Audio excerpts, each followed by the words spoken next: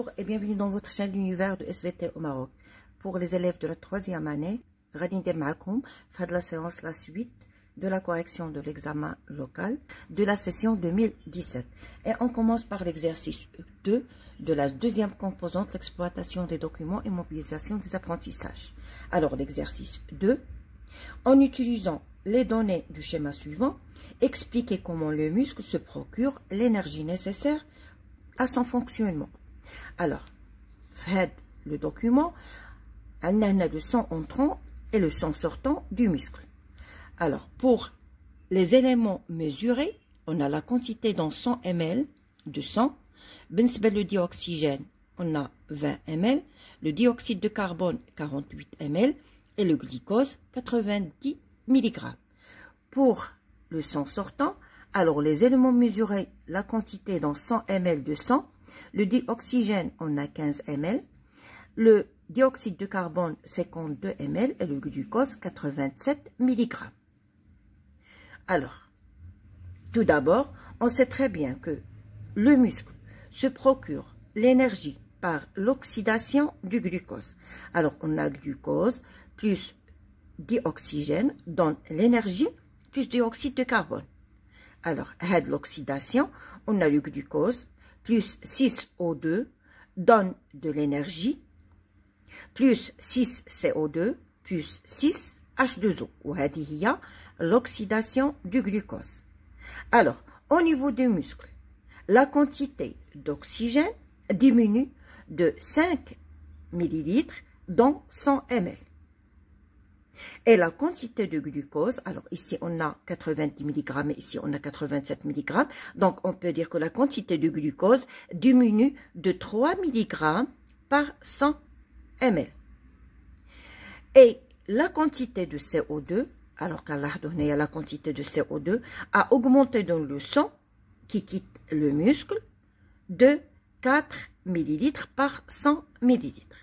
Alors, dans ce cas, qu'est-ce qu'on peut dire? Le muscle consomme le glucose et l'oxygène et rejette le CO2 avec une production de l'énergie. Et je passe à l'exercice 3. La ci-contre représente une coupe de l'oreillette droite et du ventricule droit. La première question, légender correctement ce schéma. Alors, pour la légende, je commence par la première flèche. Alors, on a 1, c'est l'oreillette droite. 2, c'est le muscle cardiaque. 3, c'est l'artère pulmonaire. 4, ce sont les valvules sigmoïdes. 5, c'est le valvule tricuspide. Et 6, c'est le ventricule. Et 7, c'est la veine cave. Après, la deuxième question, déterminez si le cœur est-il en systole ou en diastole et justifiez votre réponse. Le cœur est en systole ventriculaire, tout simplement parce que tout d'abord, on a le ventricule, il est contracté, les valvules artérielles sont ouvertes et les valvules auriculo-ventriculaires sont fermées.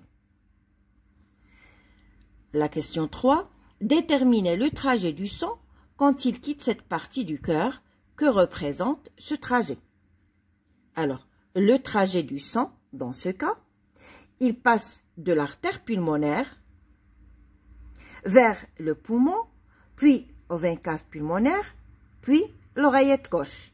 Ce trajet représente donc la circulation pulmonaire.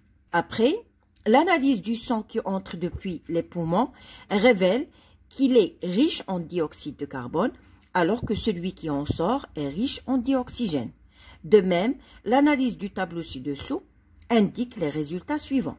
Alors, dans 100 litres d'air inspiré et d'air expiré, alors l'azote, 79 litres, la même chose pour l'air expiré, 79 litres. Le dioxygène, on a 21 et l'air expiré, c'est 16. Le dioxyde de carbone, des traces, et dans l'air expiré, 4. Commentez ces résultats. Alors, à partir de ces résultats, on peut dire que l'air qui entre aux poumons et le sang qui sort des poumons sont riches en oxygène, alors que l'air qui sort des poumons et le sang qui entre aux poumons sont riches en CO2. B. Quelle relation peut-on établir entre le sang, l'air et les poumons? Donc, au niveau des alvéoles pulmonaires, on a vu qu'il y a un échange de gaz respiratoire entre le sang et l'air alvéolaire. Après, je passe à l'exercice 4. Lors d'un effort physique, le besoin des muscles en nutriments et en dioxygène est plus élevé qu'au repos.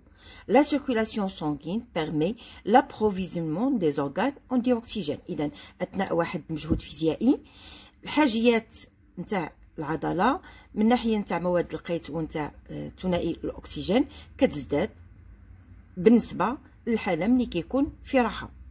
La circulation sanguine permet l'approvisionnement des organes en dioxygène.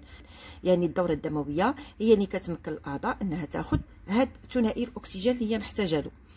Complétez le schéma ci-dessous en ajoutant, en utilisant les couleurs conventionnelles rouge pour le sang riche en oxygène et le bleu pour le sang pauvre en oxygène, les vaisseaux nécessaires à la circulation sanguine. إذا كيطلبوا منا هنايا على مستوى هذه الوثيقة أو هذه الصورة أننا نديرو بطبيعة الحال لا ليجوند ونستعملوا الألوان اللي متداولة دائما. الأحمر بالنسبة للدم اللي هو غني بالأكسجين والأزرق بالنسبة للدم اللي هو غني بثنائي أكسيد الكربون. لي فيسو نيسيسير على سيركولاسيون سانغين ونحددوا أيضا العروق الدموية اللي هي مهمة بالنسبة لهذه الدورة الدموية. Alors, légender ces vaisseaux. Très bien. Alors, tout d'abord, le sang riche en oxygène passe des poumons vers le cœur, du cœur vers les organes. Donc, on a le trajet. Après, des organes passe le sang qui est riche en CO2 vers la veine cave. Après, par l'artère pulmonaire, il passe au poumon.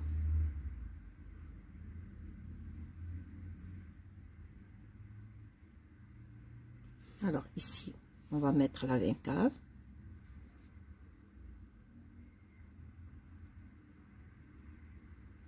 Ici, c'est l'artère pulmonaire.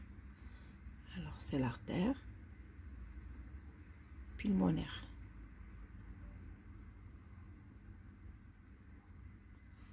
Ajoutez le sens de la circulation sanguine. Alors, on a le sens de la circulation sanguine. Identifier la circulation pulmonaire d'une part et la circulation générale d'autre part. Sont-elles en série ou en parallèle? Alors, la circulation pulmonaire et la circulation générale sont entièrement reliées en série. Ce dispositif permet donc au sang de se recharger en oxygène dans les alvéoles pulmonaires et de le distribuer aux organes. Les organes de la circulation générale sont disposés en parallèle. Grâce à cet agencement, ils reçoivent tous du sang venant directement du cœur avec la même teneur en oxygène, alors que le débit sanguin dépend du besoin de l'organe. وهنا غادي نكون ساليت معكم l'examen local numéro 1 de la session 2017. Merci pour votre attention et à la séance prochaine.